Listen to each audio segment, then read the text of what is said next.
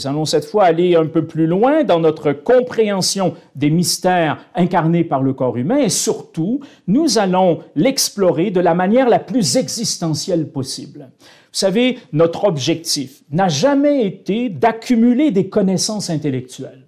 C'est vrai que dans nos conférences, dans nos formations, il y a du contenu. Pour ce qui est des 22 lettres, des 10 séphirotes, des 12 signes, on a fait des herméneutiques, des interprétations symboliques, parfois très poussées, parfois très pointues. On s'est référé à des données kabbalistiques. Il y a une exigence intellectuelle, il y a des connaissances parfois très élaborées. Mais notre objectif n'est pas d'atteindre une érudition. Ça n'a pas été le cas pour la Kabbale, ça n'a pas été le cas pour l'astrologie, ce ne sera pas non plus le cas pour notre étude du corps humain.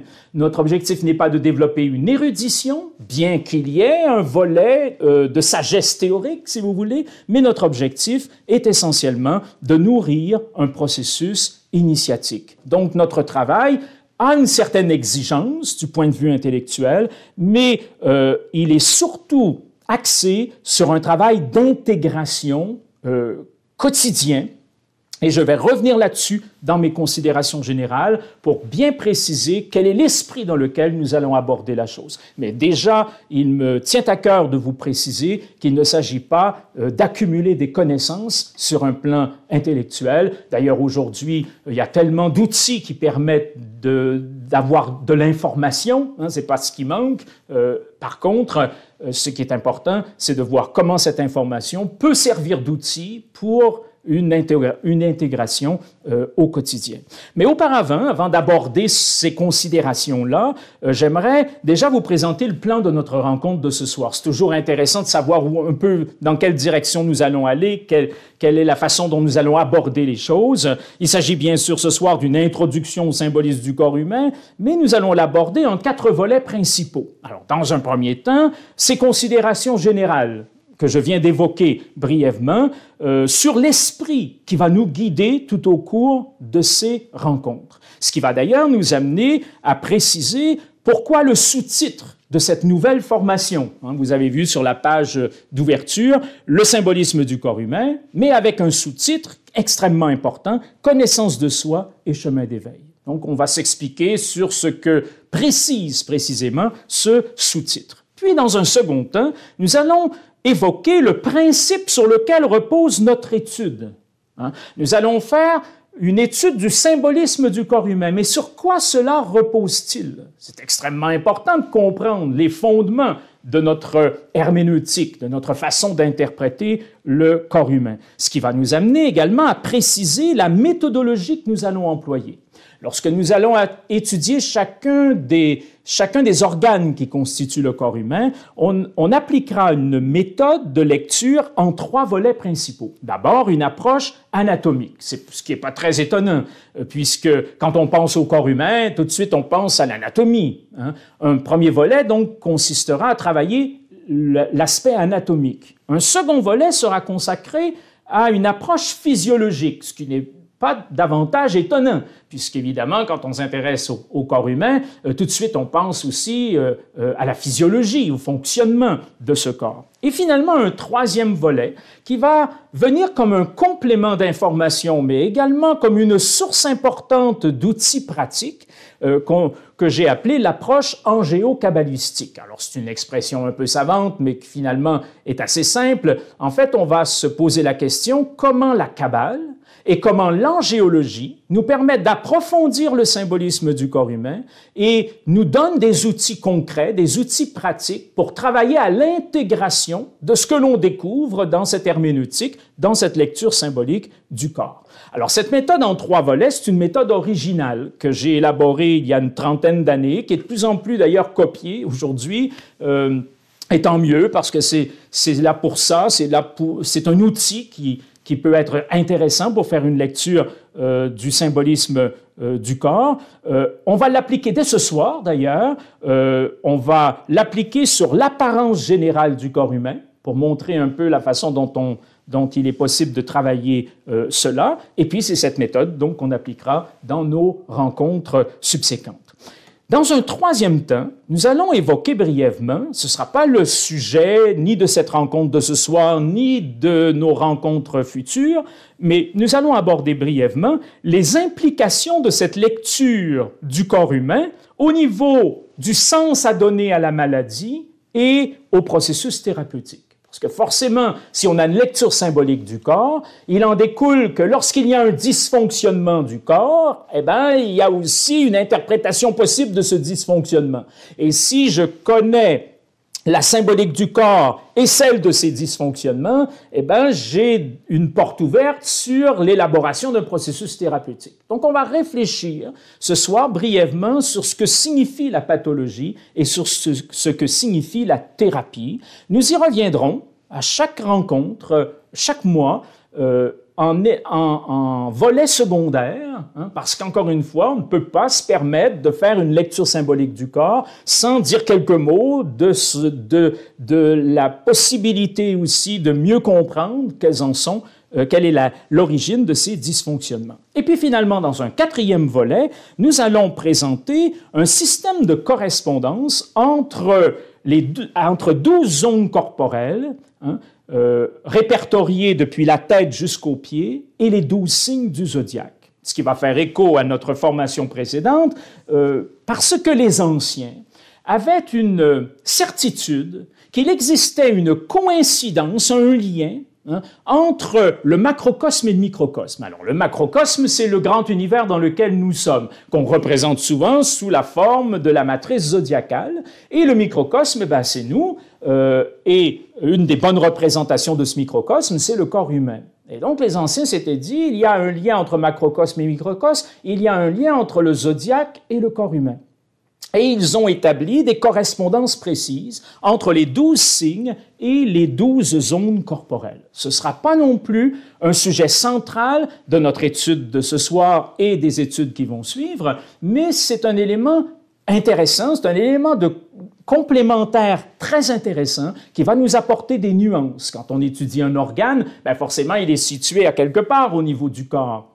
Et bien ça, c'est représentatif d'un milieu, d'un environnement où cet organe peut se déployer. Et quand je dis se déployer, je parle bien évidemment de ces enjeux psychospirituel, dont il est l'incarnation, on va expliquer ça tout à l'heure, il y a un environnement propice à l'expression de ça, et cet environnement, il est en relation étroite avec la zone du cercle zodiacal correspondant à cet espace au niveau du corps humain. Donc, ce sera toujours intéressant de se référer aussi, non seulement à l'organe, mais à son environnement, au milieu dans lequel il se situe. Alors, ce quatrième volet va nous parler de cet aspect complémentaire à notre lecture symbolique du corps humain. Alors voilà, un programme chargé, il fallait s'y attendre. Quand on a un sujet aussi vaste que le symbolisme du corps humain, forcément, une simple introduction nécessite un certain développement. Ça va nous permettre essentiellement de contextualiser la façon dont nous allons étudier les principaux organes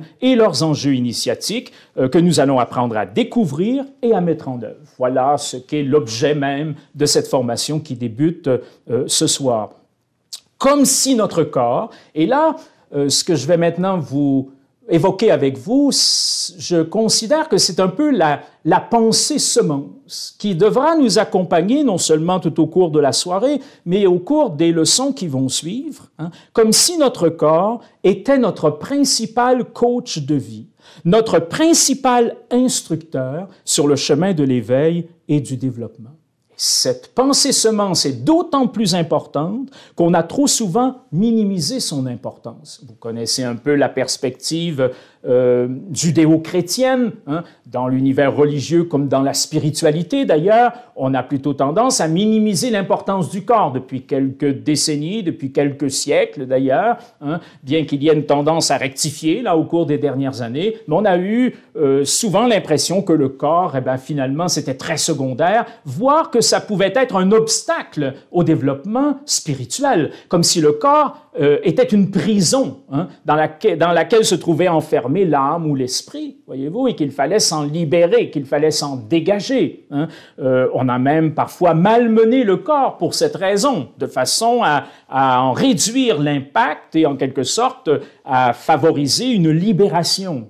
Eh bien, nous allons aller dans un sens contraire. Notre objectif sera de revaloriser le corps, de le remettre au centre, encore une fois, d'y percevoir notre principal instructeur sur le chemin initiatique. Alors voilà un petit peu l'état d'esprit dans lequel nous allons travailler et on va commencer à développer cela à travers quelques considérations générales. D'abord, il me semble important de vous préciser que notre approche sera essentiellement philosophique au sens étymologique du terme.